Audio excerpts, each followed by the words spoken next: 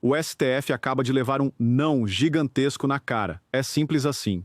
Em um ato de desespero total, os ministros pedem socorro aos bancos para intercederem contra a Lei Magnitsky, e os banqueiros simplesmente se recusam. A mensagem que a elite econômica envia é clara: o problema é de vocês, se virem. Para mim, esta é a maior humilhação que a corte já sofreu, o momento em que são abandonados pelo poder financeiro, que prova ter muito mais medo de Donald Trump do que deles. Vamos direto ao ponto central do que está acontecendo agora, porque é um movimento sísmico nos bastidores do poder.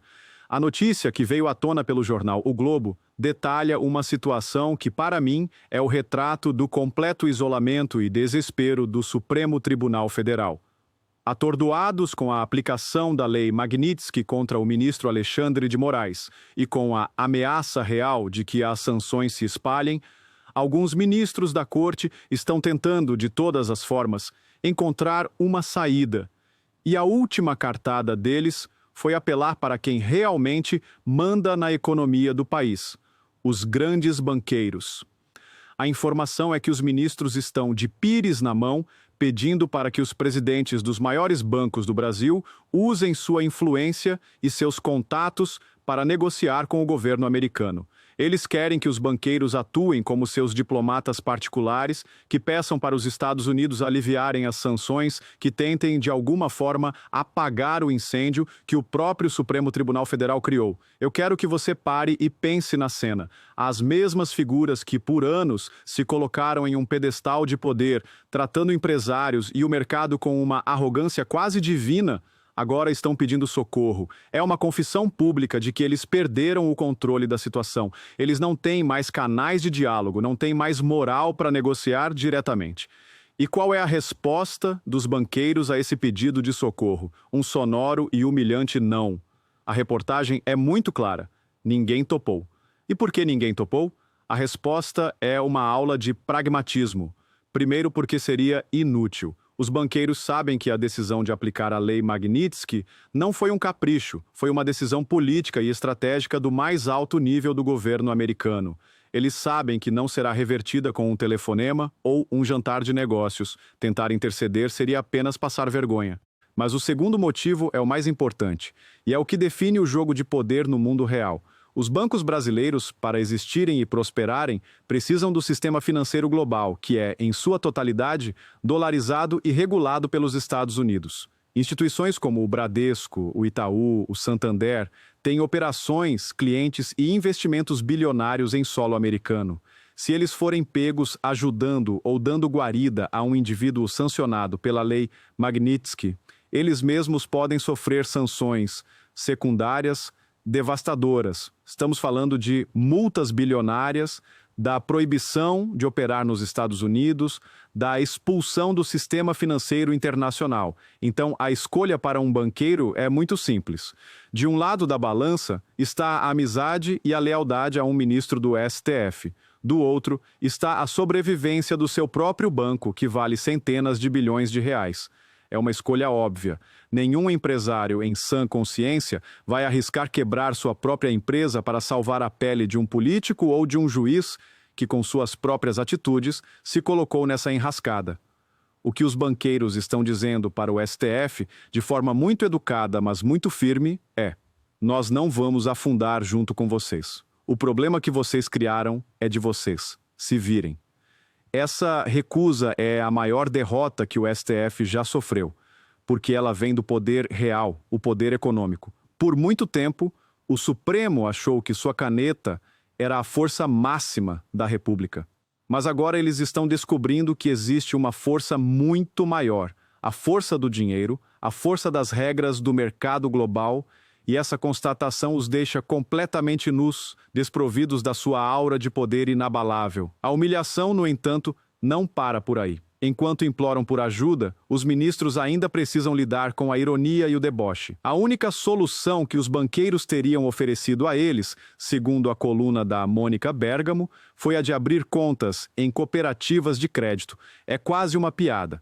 É a elite financeira dizendo para a elite do judiciário: olha, a gente não pode mais deixar vocês no nosso clube de primeira classe, mas se vocês quiserem, a gente arruma um lugarzinho para vocês lá na classe econômica, talvez ninguém perceba.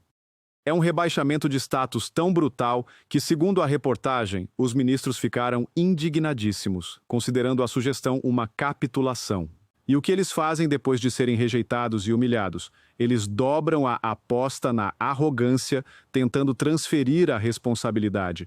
A coluna da Bela Megali informa que a leitura de parte dos ministros é que os bancos precisam entender que o problema também as atinge e colaborar na busca de soluções. É a mentalidade da socialização do prejuízo na sua forma mais pura. Eles criaram o problema, a canetada desastrada do Flávio Dino, para protegê-los, causou um rombo de 42 bilhões de reais nos bancos. E agora, eles têm a audácia de dizer que os bancos, as maiores vítimas da sua irresponsabilidade, têm a obrigação patriótica de resolver a crise.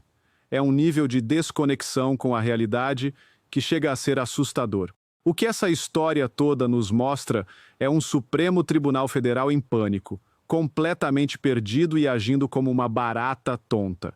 Eles estão isolados, estão brigados com a oposição, estão sendo abandonados pela imprensa que antes os apoiava, estão em rota de colisão com a maior potência do mundo e agora foram oficialmente abandonados pela elite financeira do país. Eles não têm mais para onde correr e a única estratégia que lhes resta é a de tentar passar uma imagem de força e de normalidade que ninguém mais compra.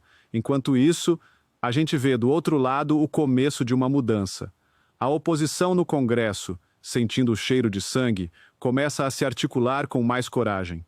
A aprovação do destaque para o voto impresso na CCJ do Senado e a escolha de uma liderança independente para a CPMI do INSS são sinais de que o medo que paralisava o legislativo está diminuindo. Os parlamentares estão percebendo que o sistema não é mais tão monolítico, que o STF está enfraquecido e que agora existe espaço para avançar com as pautas que o povo realmente quer.